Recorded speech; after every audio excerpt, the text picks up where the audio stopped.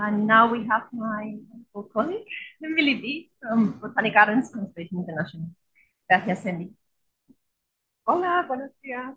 Quería hacer mi presentación en español, pero estoy un poco cansada y creo que es mejor en inglés. Okay, so I thought I was too tired to speak much today, so I'm going to be speaking English. And I'm going to present a little bit about the project I've been working on for 9.5 years, the global tree assessment, and we are coming to the end. So I'm going to be presenting some pretty exciting results that we've come to and what we're going to do after the global tree assessment.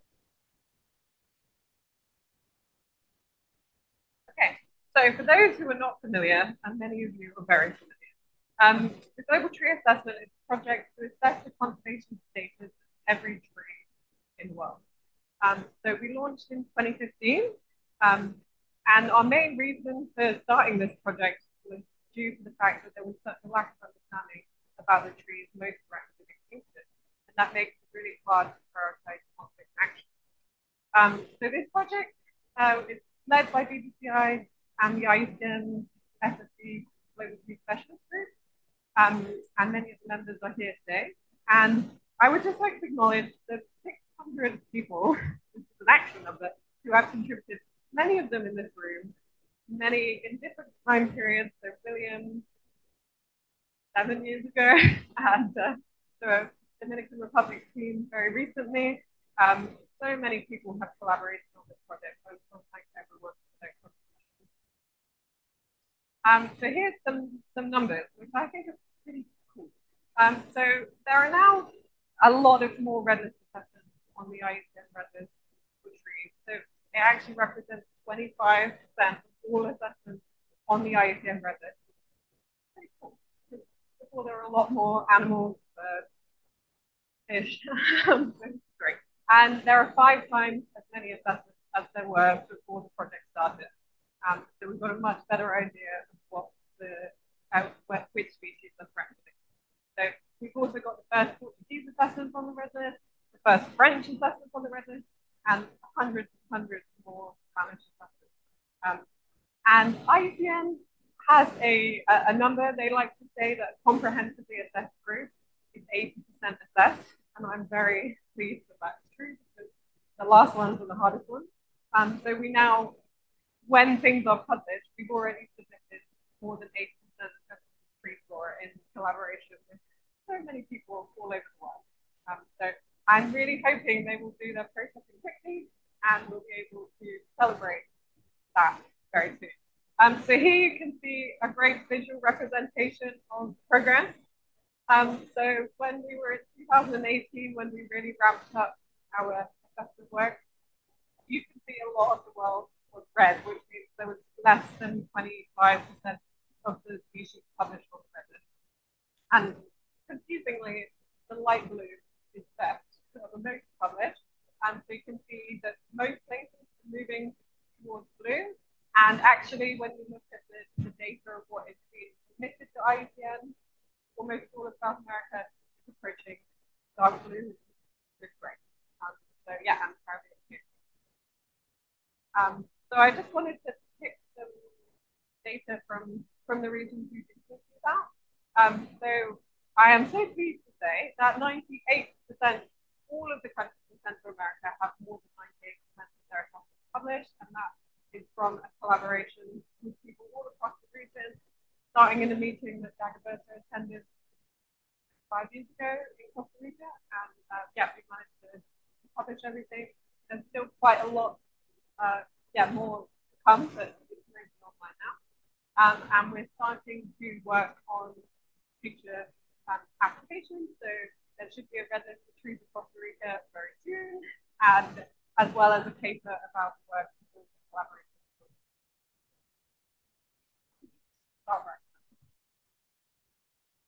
So for the Caribbean, we are almost all countries have more than 80% of their tree flora published on the IUCN red list, and we have made amazing strides in the right direction with two recent collaborations. So the Cuban Plant Specialist Group, I'd like to give a massive shout out to because we have managed to submit, I think, over maybe 600 species of endemic trees assessments from Cuba in the last 6 months, which is really great. And also the Dominican Republic team, we had a really good workshop in Santo Domingo in September, and we assessed all the endemic tree flora of the Dominican Republic, and those should be behind. Really great progress. But the point of this activity was not just to collect a lot of data. So, I mean, filling in the ICN form, I know many of you know, is extremely boring and time consuming, but there is a point. So one thing that's come out of this project is the Global Tree Portal. So I met someone online. I got an email maybe 7 years ago saying, "Oh, we just scraped your data. We've created this nice little visualization for a conference. Would you like it?" And I wrote back to him and said, "Oh yeah, that'd be great." And since then, we have worked collaboratively on a new way of visualizing all of these CIs through related data. So the Global Tree Portal is now online, and there'll be a link in a second. But it brings together all the data that we have tree relevant. So threat databases, both national, regional, ICN, global tree search, which is the world list of trees, plant search, which is the collection data. So it's really, really important that it's included in plant search so we can get a good idea of representation in collections. And then garden search, so we can see where these collections are. So we bring that all together in a very nice portal, which is online and everyone can access. It's just been updated today. So this brings together everything we've already been doing, and it's the first time that we've had a tree-focused synthesis on a species level, a country level, and on a global level. So this is really great if you want to be able to produce some summary statistics, but also if you want to target and prioritize your competition. So there's a QR code there that will lead you to it. And I'm hoping it's working today. But I think it should be live. And it's really great because you can download many different things. So there's a few new things as of today. So this is the country search.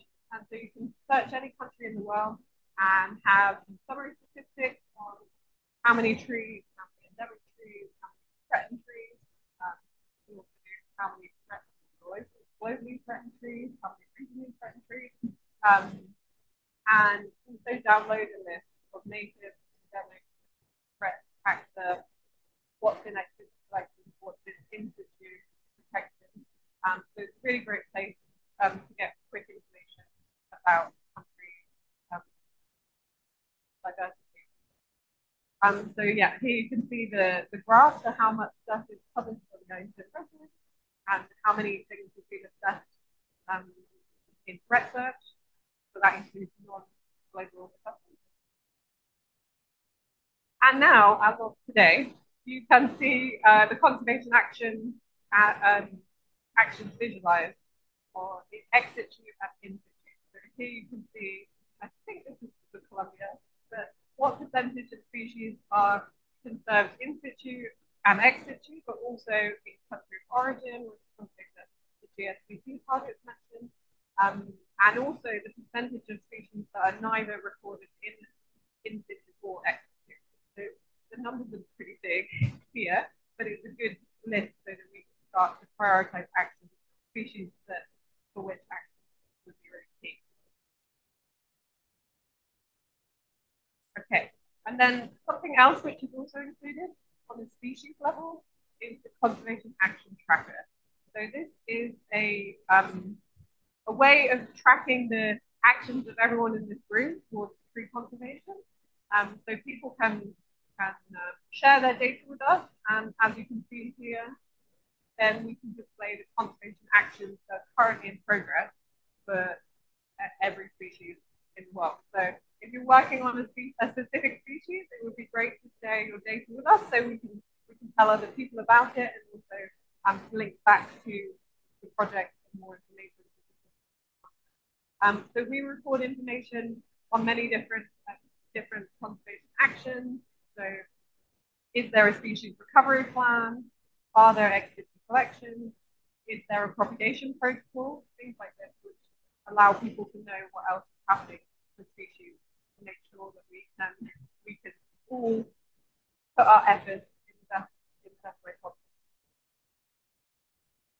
So some of the things that we're doing now that we have almost all the assessment is starting to think about ways we can use all the data we've collected, because register assessments contain data about so many different aspects of trees and their threat status. So there are things we need to plan to do. So with the Colombian Plant Specialist Group, they got a grant with the Global Tree Specialist Group to do some planning based on funding assessment. So next week there is a meeting about a potential action plan for tree conservation for the threatened species that they identified during the red list. We've also been working on what is the representation of trees in several different types of protected areas. So the Alliance for Zero Extinction methodology has been created for tree species because trees were extremely underrepresented in KBAs or in the methodology for assigning KBAs for sites for zero extinction. So now we've identified that there are 2,909 tree species that are potential AZE species. So that means they're only found in one place. They're highly threatened. This is an extreme summary. They're highly threatened, and they're also in a definable area. So something that could be worked on. So this is now available in the Global Tree Portal. So it's possible to download a list of key biodiversity areas for each tree species. So that's a great benefit for people looking to work on species. And we're continuing to do some analysis on the data we have. So here's the data that we have for Colombia, and you can see that there are 135 trees which would qualify for this Alliance for Zero Extinction site, and the majority of them are not in current protected areas. So there are at least 78 species that are not in a protected area that qualify for this very small population that's very restricted. So I think this kind of analysis can give us a bit more information to prioritize our action, as we know there is so much that we can do. Okay, some of the other things that we've been doing, we've been working on conservation planning with the Conservation Planning Specialist Group of IUCN, and there are various different levels that we've worked on. So last year, there's a published conservation action plan for threatened trees in Ghana. And this has led to a funded project to work on the actions that were identified in the workshop. So everybody is starting to mobilize together in a network to make sure that tree conservation is prioritized on a country level. And the same thing will be happening. We have two projects that are just starting. So this year, there will be a similar process in Chile, and later in the year in Malaysia. Okay, yeah, so here are some other things that we really think are important.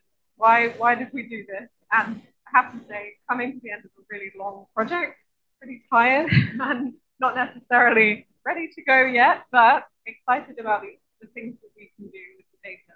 So we want to make sure the data is available and usable. So the assessments will be online, and we'll be able to make sure that people can access them in a way that's easy. We'd like to publish the major results with our collaborators as well. There's lots of red lists of trees of publications coming from various different countries. We also want to use the results for prioritization and planning actions, so we can make sure that what we're doing is really targeted, because there's not enough money for everything. We're hosting a think tank with Otter Conservation in July to look at trying to mobilize some actions in the region in a collaborative way across multiple countries. And we will continue. It's never over. So once we get to the end, we have to start again, because IUCN cycle is about 10 years. there's already many assessments going out today. So we keep reassessing species to make sure that the data available is most up to date. So that we can keep prioritizing actions.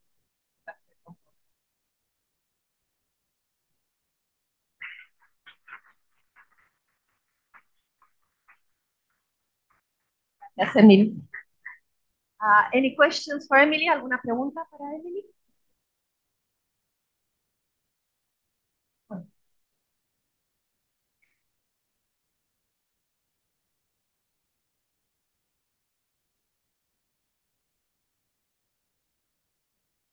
Great presentation, Emily. Thank you. It's fantastic to see where the global tree assessment has gone, and the point that you're getting to, and actually getting it on despite challenges with the IUCN system. So that's absolutely brilliant. It was probably on your graph, but I couldn't quite pick it up. Are there any real sort of data holes, areas that you really want to target next because we just don't have the data, and they may be real areas of diversity or uniqueness that to be tackled?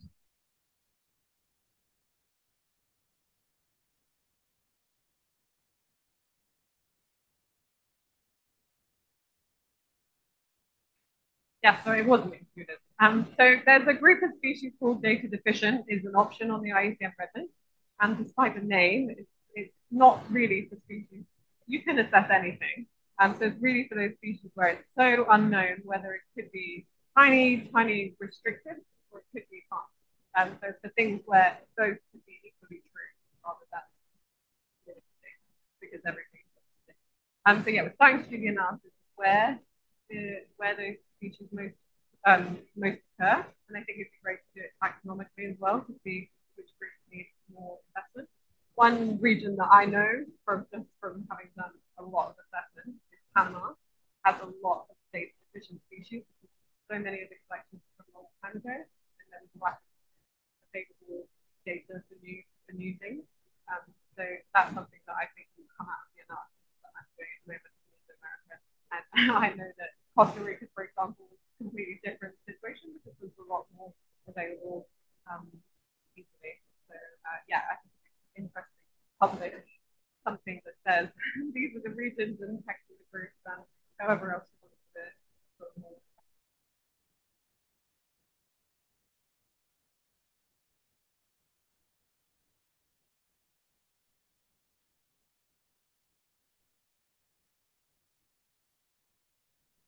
I'd like to know if you are doing anything in coordination with the Green List.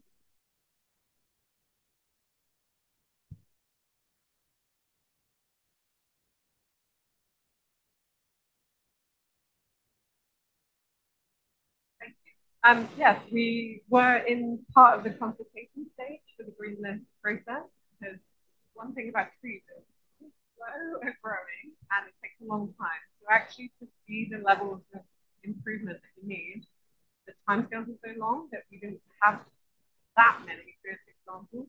So it's really interesting to test their methodology because it might work really well for a tiny rabbit, but not so much for a 150-year long living tree.